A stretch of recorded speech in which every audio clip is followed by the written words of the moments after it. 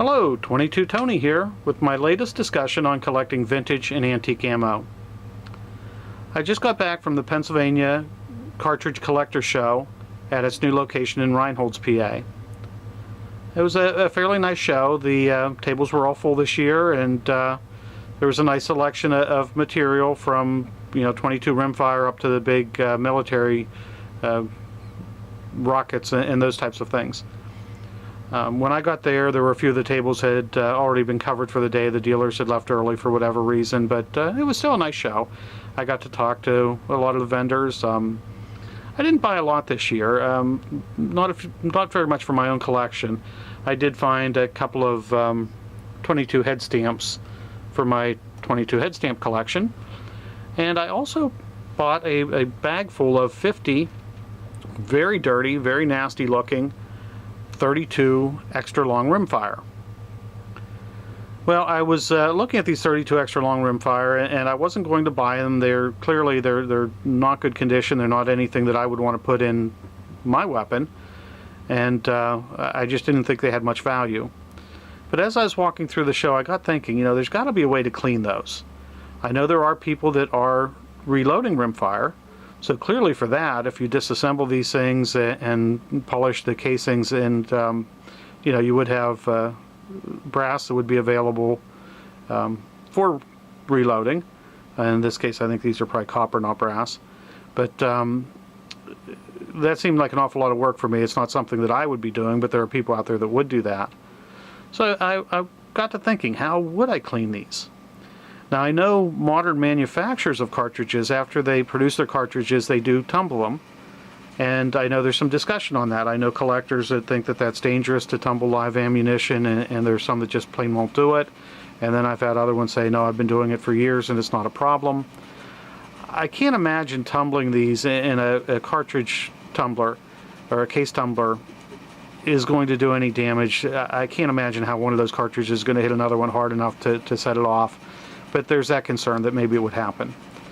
So again, that's not something I would do. I don't have a tumbler. I'm not a reloader.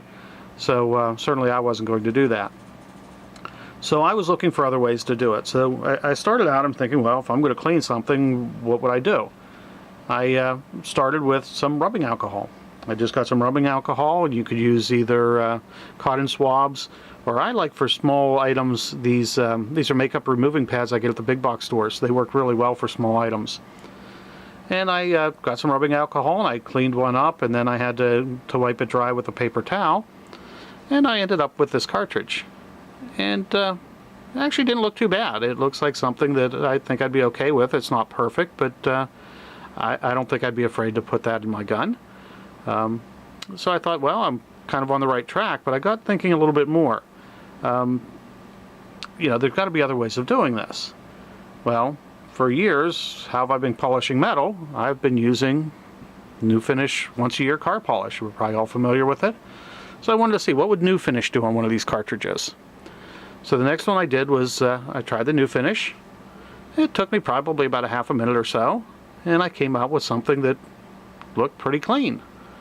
All the corrosion's gone, the cartridge itself is fairly clean, a little bit of discoloration, but again, I think this is something that I would have no problem firing through my rifle today.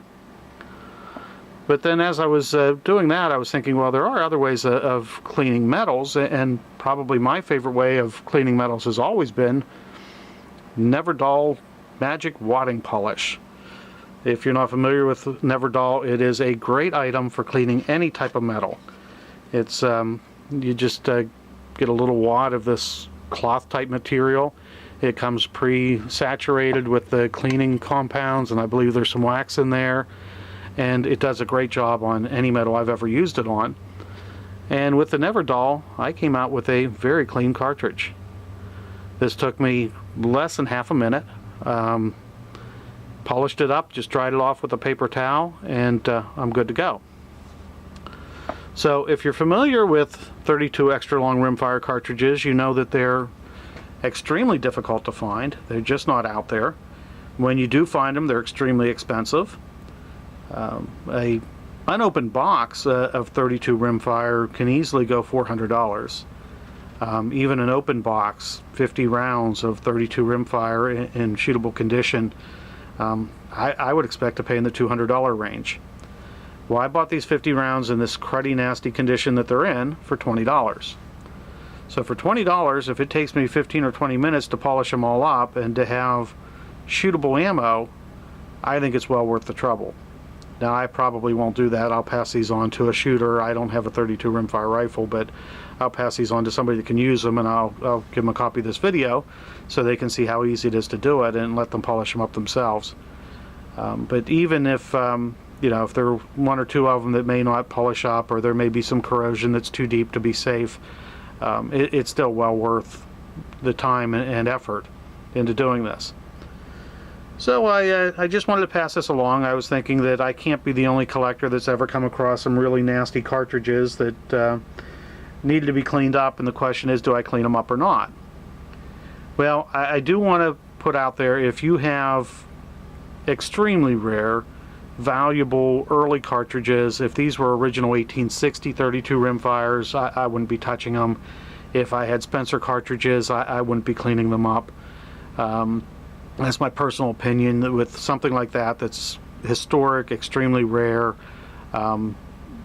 you probably want to leave them alone. You could clean them off with an old toothbrush or something just to keep the worst of the junk off of them, but I certainly wouldn't be using any kind of chemicals on them.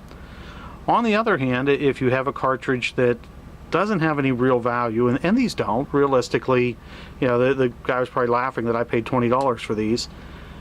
There's not a lot of value there, so there's no loss in me cleaning them up. And for somebody who does want to shoot them for a shooting cartridge, you really can't beat that.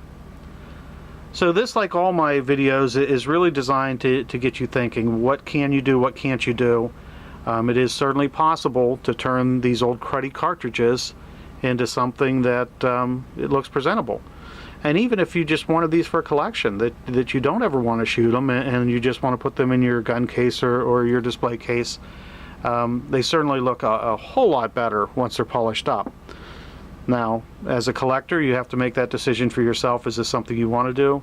But as a shooter, I don't think there's any question. You're certainly not going to shoot them in the condition that I found them in.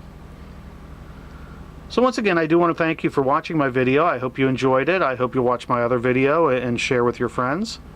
I appreciate the suggestions I've received over the couple of years that I've been doing this, and thanks again.